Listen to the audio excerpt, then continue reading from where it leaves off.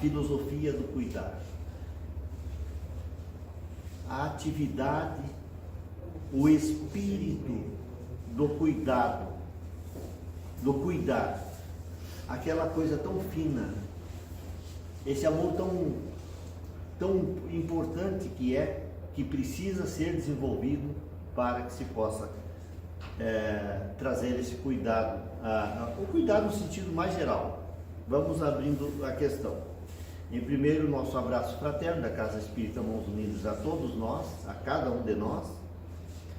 Lembrando que os nossos trabalhos, nossas palestras públicas são nos domingos às 8 horas, terça-feira às 8 horas da noite ou 20 horas, e nas sextas-feiras à tarde às 16 horas. E que o atendimento fraterno é sempre assim, meia hora antes. Nós encontramos neste livro, que aliás nós já desenvolvemos alguns trabalhos embasados nesse livro, do Luiz Roberto Scholl, nosso amigo, nosso irmão aqui de Santo Ângelo, do Grupo Espírita Seara do Mestre, e que já esteve por várias vezes aqui conosco, basicamente nos nossos meses de outubro, nos aniversários da nossa casa. O nosso irmão, nosso amigo, Luiz Roberto Scholl, o Espiritismo e a Renovação Social.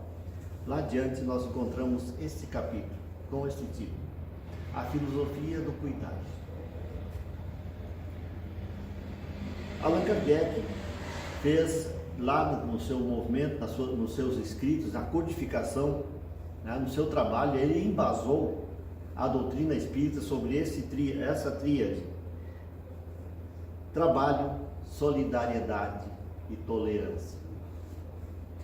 Aqui ele faz a base do pensamento espírita e de toda a atividade, mostrando para nós a afinidade do pensamento espírita com os princípios do Evangelho de Jesus.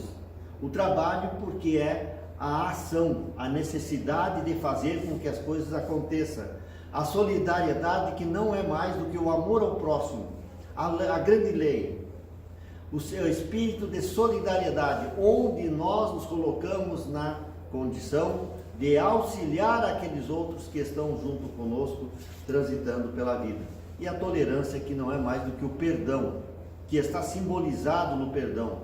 A tolerância que faz com que a gente compreenda o meio onde que se está e as deficiências, às vezes, que algumas criaturas apresentam na sua forma de agir, no seu comportamento. Nós precisamos, então, dessa tríade que desenha, como vamos ver, apresenta as bases ético-morais da doutrina espírita. É como que a base angular do pensamento espírita, trabalho, solidariedade e tolerância, que vem inspirado na Revolução Francesa, ainda antes da República Francesa. O lema da República Francesa é essa tríade: liberdade, igualdade e fraternidade. E nesse espírito, como francês, embasado nessa ideia, nessa forma de pensar, ele cria essa outra tríade: trabalho, solidariedade e tolerância. E esse lema da República Francesa é integrada como um patrimônio francês, um legado da cultura francesa. Surgiu mesmo antes da Revolução Francesa, que criou a República Francesa, né? Que caiu depois caiu em desuso, pelo menos para o povo francês, depois no Império de Napoleão Bonaparte. Só para nós fazermos uma contextualização da onde vem esse pensamento. Se nós olharmos para algumas das nossas constituições do Brasil, a da República, por exemplo, e mais algumas, estão dentro desse pensamento, dessa ideia, desse pensamento positivista. O lema da bandeira brasileira também tem essa mesma origem, essa mesma forma de pensar. Foi inspirado nesse mesmo pensamento o lema ordem e progresso, embora seja apenas duas expressões, porque não havia espaço suficiente para mais do que isso, e a expressão ordem e progresso traz uma coisa mais estatista, mas também espelha o mesmo princípio filosófico. E quando nós trabalhávamos essa ideia, estávamos fazendo esse PowerPoint para fazer essa composição desse pensamento, nós encontramos nas redes sociais essa foto. Naqueles mesmos dias, o nosso Exauri Eike, que mora logo aí adiante, não muito longe da nossa casa espírita, que é presidente da União Municipal Espírita, estava em Porto Alegre, na Federação Espírita do Estado do Rio Grande do Sul. E, segundo nos mostra a foto, a Federação Espírita do Estado em Porto Alegre fez um mural, um painel com esses dizeres: trabalho, solidariedade e tolerância. O Espírito Michel, no Evangelho segundo o Espiritismo, nos ensina que a piedade é a virtude que mais nos aproxima dos anjos. A piedade, o título do texto.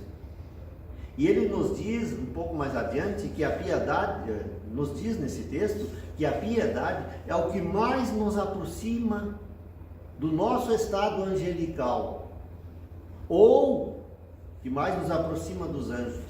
Olhem a que nível o Espírito Miguel coloca essa expressão. É a irmã da caridade. Eu ia dizer que é filha da caridade, mas ele coloca aqui como irmã da caridade. Porque não há possibilidade da caridade sem esse sentimento de piedade, de compreensão com relação à condição da outra pessoa. E no mesmo texto, um pouco mais adiante, nos ensina o Espírito Miguel ainda, que a piedade bem sentida é amor. O amor é devotamento, é devotar-se a algo, a alguém, a uma causa. E o devotamento é o ouvido de si, e esse ouvido de si mesmo, e esse ouvido, essa abnegação em favor dos em menores condições, é a virtude por excelência. De novo ele coloca a piedade num nível, num patamar extremamente alto, quando mostra para nós que esse sentimento que nós precisamos ter, conforme a expressão usada ali, com relação aos desgraçados, na expressão que infelizmente no nosso usuário, no nosso forma de falar, eu ia dizer coloquial, da nossa cultura aqui, do nosso ambiente, a expressão desgraçado parece de um peso moral bastante considerável. Mas aqui ele quer dizer aquele que não tem graça, que não recebeu graças, que não está sendo agraciado, aquele que não recebeu o agraciamento. Então, nesse texto, embora para nós tenha um peso maior, ela vem com este outro sentido. Então, aquele desfavorecido, aquele que precisa da nossa compreensão, da nossa piedade. E que a piedade, portanto, é a virtude por excelência. É a grande das virtudes que leva o espírito a um patamar mais elevado. Cuidar é muito mais do que uma atitude isolada. É um conjunto de ações e pensamentos e de sentimentos. Requer envolvimento afetivo. A nossa alma tem que estar preparada para aquilo que nós vamos cuidar, para esse momento. A nossa alma tem que abrir-se para a afetividade. Quando nós não temos sentimento, nós não vamos chegar ao amor, à piedade, ao envolvimento afetivo. Preocupação, pré-ocupação, ocupar-se ainda já antes com a causa, mas preocupação no sentido de estar intensamente ocupado dessa atividade. atenção. O cuidar exige atenção. O cuidar exige que a pessoa esteja atenta a todos os detalhes, a todas as circunstâncias, a todos os sentimentos que brotam da nossa própria alma. Dedicação. Para ser cuidador, tem que ter dedicação. Para cuidar de uma causa, nós precisamos de dedicação, que é trabalhar um pouco mais, é não dar folga para descanso, é estar intensamente envolvido com a situação. A base do cuidado é um conjunto de dispositivos de apoio, de sustentação e de proteção. É o conjunto de dispositivos de apoio, de sustentação e de proteção. Ou seja, vai um leque mais grande de motivos e de ocupações para que se possa fazer a contento esse trabalho de cuidar daquele que precisa. A palavra cuidado vem do latim, que quer dizer, do latim cura. Portanto, curar é cuidar, é tratar. Curar é cuidar, ou cuidar para que se cure.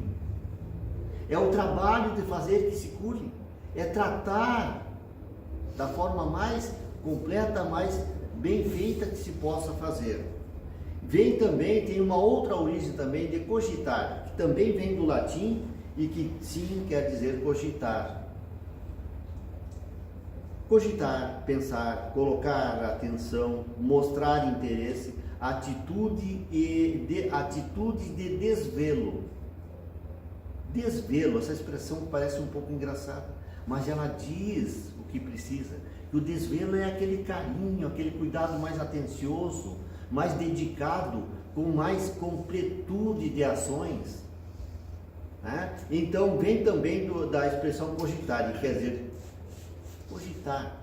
Cogitar é pensar na questão, procurar entendimentos que se possam completar a compreensão da situação, pensar, colocar atenção, mostrar bastante interesse e a atitude de desvelo. Curador é, portanto, a mesma coisa que cuidador. É o cuidador de alguém que não pode fazer por si, cuidar de alguém que não pode fazer por si. É dar esse trato para aquele que precisa. A gente observa que está na necessidade e vai fazer esse desvelo. É o profissional de saúde, com relação ao doente, ele vai para cuidar e curar. Responsável por órfãos é o cuidador, é o curador, para usar uma outra expressão. Também tem o curador da empresa, nós vamos ver mais adiante. Líder religioso que se faz pastor de almas ou cura de almas. É aquele que vai na frente, que expressa o seu cuidado. Ele é o curador daquela aldeia, daquele povo, daquele momento, que vai fazer esse cuidado a mais.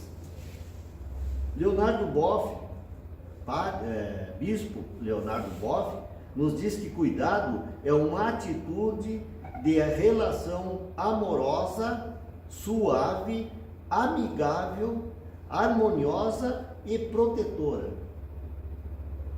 Vejam que ele pega uma visão bem mais ampla, para não deixar que se relaxe nenhuma das áreas de pensamento que precisam ser atendidas. Então, a atitude de cuidado é uma atitude de relação amorosa, com amor, suavidade, compreensão, né? Amigável, que é o que se torna esse envolvimento mais aceitável, porque nota-se que tem ali uma pessoa que traz a fraternidade para dentro da relação, para que não seja apenas um cuidado, um coitado que precisa de cuidado, que está dependente, não. Tratar com uma amizade, com carinho, com desvelo, de forma harmoniosa e protetora. com a realidade pessoal, ou seja, fazer com que a própria pessoa entenda a sua realidade pessoal, social e ambiental. O cuidado vai atender a todas essas áreas, o âmbito pessoal, dele próprio consigo mesmo, a sua relação no meio social onde está envolvido e na visão com relação ao ambiente também. São práticas que fazem a vida tornar-se viável. Algumas práticas para tornar a vida viável. O desenvolvimento do amor em suas mais variadas expressões. Aqui se coloca dessa forma, nas suas mais variadas expressões, que é para não deixar sair. Poderíamos dizer simplesmente o desenvolvimento do amor. Quando o amor é autêntico e há realmente na nossa alma, ele não se limita. Mas em todo caso, o nosso autor coloca desta forma, em suas mais variadas expressões, para que a gente não diga, mas aqui se limita um pouco as coisas. Não, o amor é amplo e atende a todas os ângulos da necessidade desse a quem se propõe a cuidar. Sentimento de preocupação, pré-ocupação, como nós já colocamos. Ação de proteção. Você é o protetor daquele a quem cuida, a quem se propõe cuidar. Base de apoio. Fazer-se base de apoio para essa pessoa, para que ela tenha em quem pensar, em quem se apoiar os seus sentimentos, a sua alma.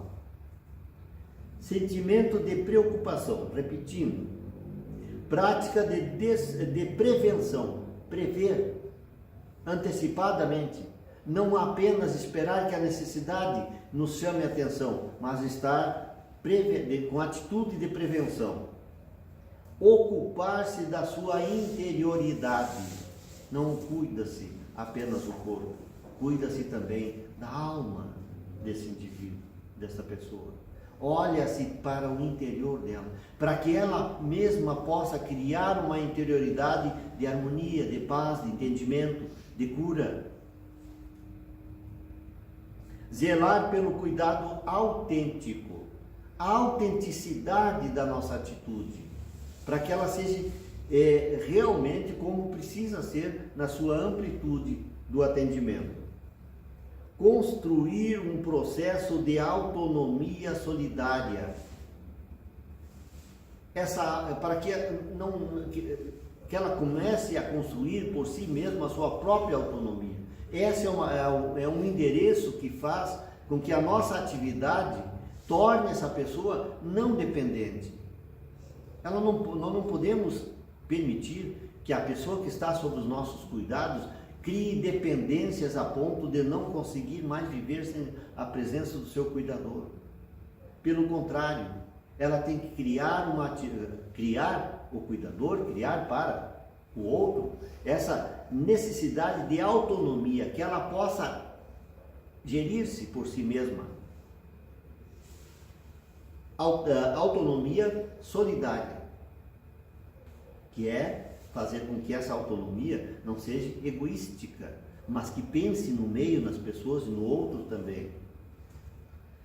Fazemos parte da grande família universal, todos nós. Por isso nós precisamos pensar com carinho, com atenção, com desvelo na outra pessoa. Somos seres sociais, votados ao convívio, à codependência, à troca. Nós fazemos parte, nós precisamos do convívio, do estreitamento de relações com todos os que estão na nossa convivência. Essa codependência, que é, nós dependemos uns dos outros, até pela própria necessidade de convívio. Essa codependência quer dizer, não é eu dependo, não dependo do outro, mas essa necessidade de entender que nós precisamos uns dos outros. E que é essa inter-relação, esse convívio, que vai fazer aqui talvez a expressão codependência pode criar para nós uma ideia de depender uns dos outros, mas vem, não é nesse sentido, vem no sentido de mostrar para nós que nós precisamos uns dos outros e que os outros também precisam da nossa participação, da nossa ação. Por isso essa dependência uns dos outros. E a troca no sentido mais amplo, desde as coisas mais simples da alma, do sentimento, até mesmo com relação aos recursos socioeconômicos que precisam estar à disposição de todos e em todos os lugares. E aqui uma espécie de auto-indagação, de autoanálise. Buscar um autoentendimento, fazer essa pergunta para si mesmo, fazer essa autoanálise, questionar-se. Nós precisamos aprender a criar esse hábito de, às vezes, olhar para dentro e fazer algumas análises, algumas perguntas para nós mesmos, que são perguntas que não vão e nem deveriam ser respondidas agora. E que este que vem lhes falar sobre elas não tente externar conceitos e dizer o que deve ser feito, o que deve ser pensado, mas que a própria pessoa, ao estar em contato com essas perguntas, faça ela para si mesma, no sentido da autoanálise. Como está o meu olhar sobre o outro? O outro, vejam que aqui não está definido, é o outro. Como está o meu olhar sobre as pessoas? Quem precisa de mim? Alguém precisa de mim? E nesse o outro que precisa de mim ou não, inclua-se também na lista.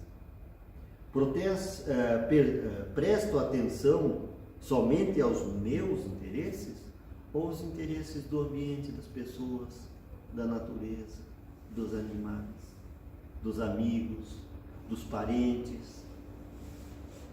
Eu penso no interesse do outro ou estou apenas ocupado do meu próprio interesse? Esse livro, nós estamos já na metade dele, porque a gente tem o hábito de abrir o livro e lê-lo rapidamente, para que a gente, quando for falar sobre o livro, saber o que dizer. Esse livro do mês de outubro, ele mostra exatamente essa situação de um filho rebelde que só pensa em si, que só pensa em ganhar dinheiro, e não pensa na questão do outro, não pensa na questão da sociedade, não pensa nos problemas, nas angústias, nem mesmo da própria mãe. Presto atenção somente aos meus interesses? Qual é o tamanho do meu círculo social? Por aqui nós podemos tirar algumas conclusões sobre nós mesmos. Até onde vai as minhas ações? Até onde vai as minhas relações no meio social? E tantas outras perguntas que nós poderíamos nos fazer aqui, agora ou em outro momento. Aqui ficam apenas a título de sugestão, para que a gente comece a tomar consciência de que precisamos, às vezes, questionar-se, para que a gente saia do status quo estabelecido, definitivo, e possa perceber que existe mais. Nós nunca estamos prontos, nós nunca estamos completos. Por isso que é necessário, vez por outra, sair do estabelecido e ver o que há por lado de fora, além da fronteira, além das minhas fronteiras, para que eu possa cuidar de alguém ou cuidar de algo. Eu tenho que estar mais autêntico e mais conhecedor e mais maleável nas minhas relações. O Espiritismo nos ajuda a perceber o conceito de família ampliado. Faz com que a gente amplie o nosso conceito de família, ao compreendermos as leis da reencarnação e da evolução. Nos mostra que a reencarnação é inevitável, não é um conceito espírita, não é um patrimônio apenas do Espiritismo. Reencarnar, reencarna, mesmo que não acredite. Isso é uma lei da natureza, que nós aqui como espíritas estudamos, comentamos, vamos ver onde tem implicância na nossa vida, na vida das pessoas, mas é uma lei da natureza, porque tudo na natureza vai para o processo de evolução, de progresso. Então nós vamos compreendendo que a nossa família também, pelas outras almas que já encarnam dentro desse núcleo familiar, no seu entorno, são parte da nossa família no sentido espiritual, que ela é muito mais ampla. Os nossos limites são muito mais amplos do que nós imaginamos. Porque para evoluirmos, porque estamos no destino da perfeição, nós precisamos reencarnar ainda muitas vezes para vencer o que nós estamos sendo ainda hoje. Construímos várias formações familiares, estendendo-se o círculo das atenções e dos cuidados. Estende-se por isso, porque a princípio o nosso espírito de cuidador tem uma certa limitação dentro dos nossos interesses mais próximos, que são os nossos familiares. Então nós precisamos abrir um pouco mais a nossa alma para alcançar um pouco mais. Que a gente possa, a partir dessas ideias, dessas autoanálises, dessas percepções da nossa necessidade evolutiva, chegar a um conceito um pouco mais pronto do nosso espírito de cuidadores. Que a paz de Jesus, não encerrando sem antes lembrar do nosso canal YouTube. Já temos várias palestras guardadas lá, vale a pena ir lá clicar ali no procurador, né? Procurador do YouTube, escrever lá Casa Espírita Mãos Unidas e depois clicar em inscrever-se e, se possível, também no sininho para receber as notificações dos acontecimentos naquele canal. Que a luz de Jesus esteja em nossos corações, hoje e sempre. Que assim seja. Nos unamos em prece.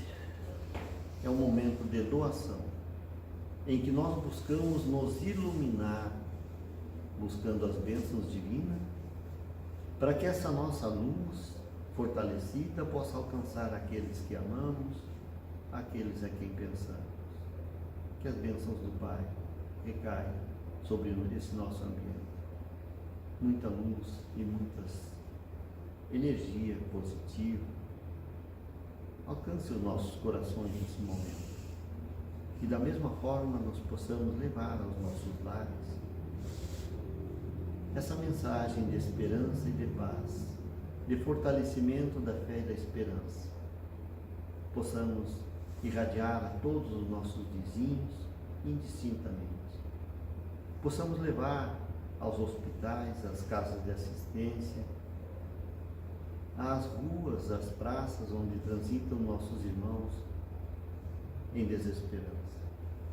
Que ali esteja a presença divina a partir dos nossos pensamentos, das nossas energias, iluminando aqueles corações de muita esperança e de muita fé. Que Jesus, no seu amor infinito, fortaleça essa casa espírita para que ela consiga realmente fazer a sua meta, que é espiritualizar-nos. Que a paz de Jesus permaneça com todos e a cada um. Que assim seja.